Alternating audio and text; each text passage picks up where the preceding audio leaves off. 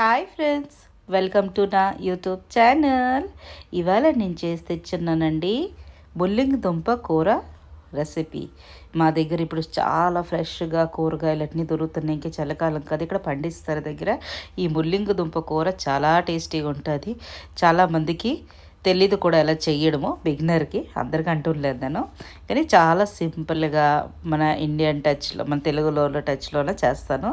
చాలా బాగుంటుందండి, ఎక్దం కరకరలాడుతూ ఇలా చేసి పెట్టారనుకో పిల్లలు పెద్దలు అందరూ తింటారు. అంత టేస్టీగా ఉంటుంది. దీన్ని రోటీ రైస్ దేంతో తినొచ్చండి.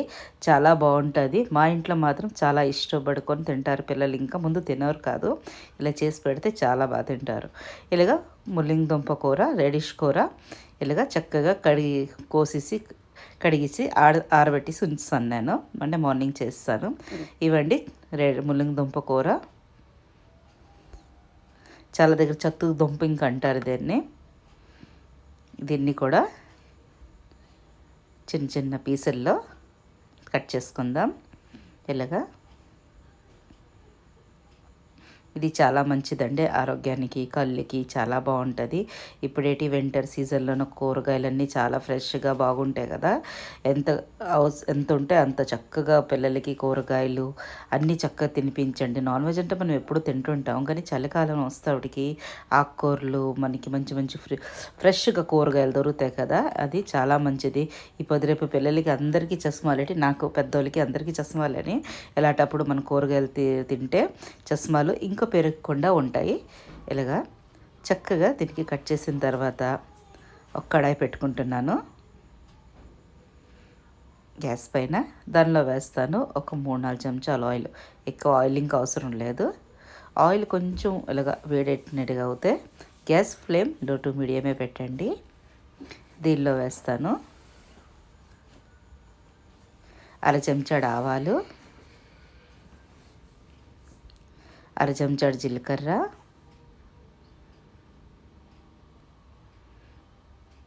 బాగా దీనికి చక్కగా క్రాక్స్ అవనివ్వాలి. చాలాసార్లు చెప్పున్నాను మీకు నేను, ఆవాలు జీలకర్రలో కొంచెం బాగా క్రాక్స్ అవ్వాలి అని. దాని తర్వాత ఒక మీడియం సైజు 2 ఆనియన్స్లు రఫ్గా కట్ చేసుకున్నాను. మళ్ళీన మిరపకాయలు 3-4 వేసుకుంటున్నా. వేసుకొని ఇలాగ వేగుతుండగా ఒక తెల్లుల్లి రెవలు ఒక 10-12 అండి రెవలు, దానికి తొక్క తీసి ఇలాగ వేసేసుకోండి. చాలా టేస్టీగా వస్తుంది.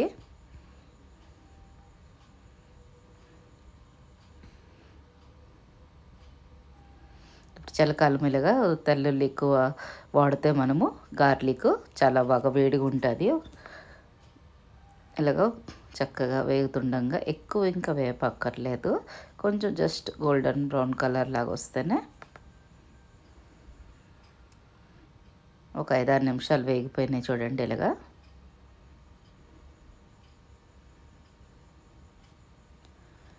దాని తర్వాత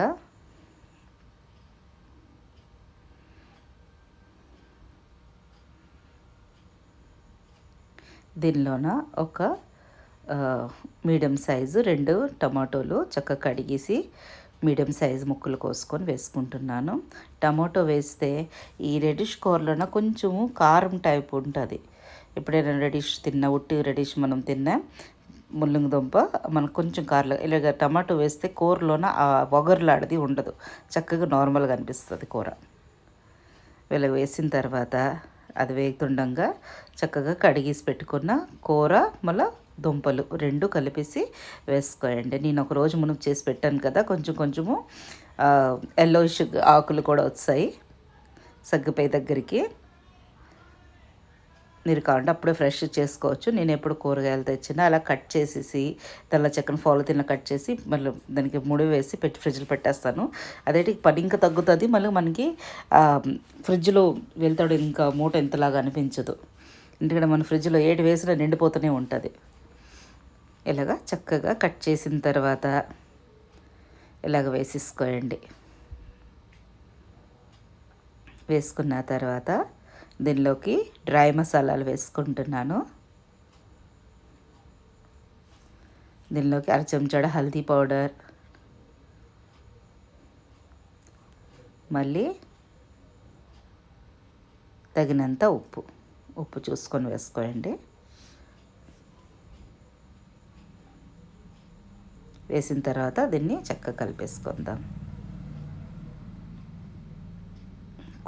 ఆకుకూరలు కనిపిస్తాయి ఇంత ఎక్కువలాగా, కానీ మనం వండి తర్వాత వంట స్టార్ట్ చేయడంలో ఎగ్దమ్ సగ్గిపోతుంది, ఇంకా తక్కువ అయిపోతుంది, ఇంత ఒక కటోరీలాగా అయిపోద్ది. ఇలాగా చక్కగా కలిపేసుకోండి. మా దగ్గర అయితే మూలిక పరాటాలు చేస్తారు, మూలిక పకోడాలు చేస్తారు, చాలా బాగుంటుంది అని. అంటే ముల్లింగి దుంప తింటారు చక్కగా, ఇంకా పకోడాల మీద వేసుకొని. అయితే అలాగ చేసుకుంటే చాలా బాగుంటుంది. ఇంకా చలికాలం ఇక్కడ కూరగాయలు చాలా బాగా దొరుకుతాయి, చౌక ఇంకా కూడా. అయితే చక్కగా ఇలాగా దీనికి కొంచెం సగ్గినట్టు ఉడకనియాలి. అందు గురించి దీనిలోకి ఇలాగ 3 గుప్పెళ్ళు ఇలాగా వాటర్ వేసుకుంటున్నాను. ఎందుకంటే నేను కోసేసి డ్రై చేసి పెట్టుకుంటాను కదా, అందు గురించి చెప్తున్నాను. మీరు కానీ కూర అప్పటికప్పుడు ఇలా వేసినాడు కదా, దానిలో వాటర్ ఉంటే వేసుకున్న అవసరం లేదు. దుంప ఉడకాలి అంతే. మూత పెట్టేసి ఒక 5-6 నిమిషాలు మగ్గనిద్దాం. ఎక్కువ పెట్టొద్దు, ముల్లంగి దుంప కూర కలర్ చేంజ్ అయిపోయి నలుపులా కనిపిస్తుంది. అందు గురించి అని ఒక 5-6 నిమిషాలు అయితే సరిపోద్ది. ఇలా పెట్టుకొని చూడండి, దీని వాటర్ వచ్చింది. దాన్ని ఇంకా చూడు ఎంత తక్కువ సగ్గిపోయింది, ఇప్పటికిప్పుడు ఎంత సగ్గిపోయింది. ఇంకా బాగా వేపినలోనే మరీ సగ్గిపోద్ది. దీన్ని చక్కగా కలిపేసుకుందాం. మీకు గన్న వీడియోస్ నచ్చినట్టుగైతే ప్లీజ్ లైక్ చేయండి, షేర్ చేయండి, సబ్స్క్రైబ్ చేయండి, కమెంట్ చేయడం మాత్రం మర్చిపోద్దే. ఎలా రెడీ అయింది మీతోటి కూడా ముల్లంగి దుంప కూర ఫ్రై, రెడిష్ కూర సబ్జీ ఫ్రై, ములికి సబ్జీ ఫ్రై హిందీలో అంటారు. దీన్ని చక్కగా కలిపేసుకోండి.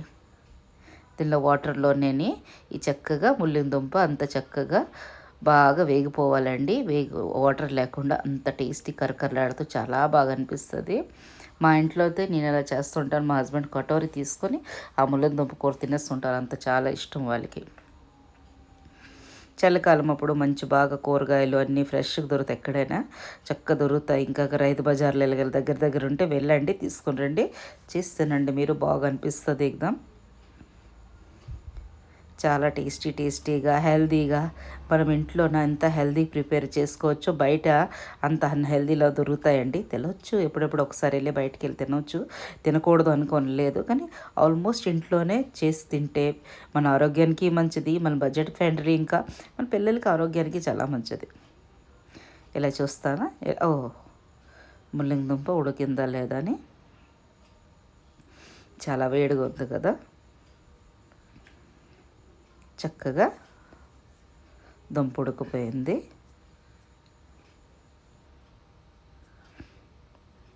దుంప ఉడికిపోయింది. ఇలాగ మీరు టమాటా వేసి ఇలాగ నేను చేసిన ప్రకారం చేస్తే ఒగరులాగా కారంలాగా అనిపించదు. దుంప కూర, ముల్లంగి దుంప కూర చాలామంది పిల్లలు పాలకు తినేస్తారు. ఇలాగ మన ముల్లంగి దుంప కూర అంటే ఏంటి రెడిష్ కూర అంటారు. మీరు ఒకసారి ఇలాగ నేను చేసినట్టు చూడండి, చాలా బాగా చాలా బాగా టేస్టీగా ఉంటుంది. మళ్ళీ ఒక 5 నిమిషాలు పెడుతున్నాను. 5 నిమిషాల తర్వాత అంతేనండి, రెడీ అయిపోతుంది. ఇక్కడి కిందకి ఇలాగా అంటాలి, అప్పుడు దాకా వేగగాలి. దీన్ని ఆయిల్ చాలా తక్కువ వేసాను, చూసారు కదా. ఇంగ్రీడియంట్స్ ఇంట్లో ఉన్న వస్తువులతోటి మీరు ఏ వస్తువైనా చక్కగా చేసుకున్నప్పుడు బయటికి ఎందుకు వెళ్ళడం అండి చెప్పండి. పిల్లలకి ఇంకా ఆరోగ్యానికి చాలా మంచిది.